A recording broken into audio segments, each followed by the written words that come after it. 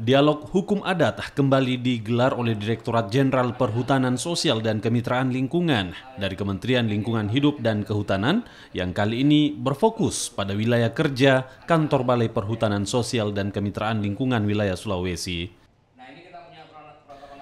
Dialog ini dihadiri oleh sejumlah anggota dan ketua DPRD serta sekretaris daerah dari sejumlah daerah di wilayah Sulawesi dan Maluku. Kementerian Lingkungan Hidup dan Kehutanan berupaya menyamakan persepsi dengan para kepala daerah dalam mewujudkan percepatan pengakuan masyarakat hukum adat di Indonesia. Hal ini dianggap penting agar hutan adat Indonesia dapat diselamatkan.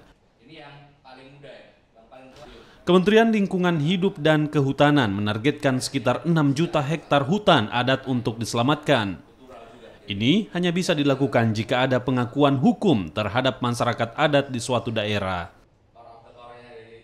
Dialog multi pihak ini memang dianggap sangat perlu karena salah satu kunci percepatan penetapan hutan adat ini adalah adanya produk hukum pengakuan masyarakat hukum adat dalam bentuk peraturan daerah.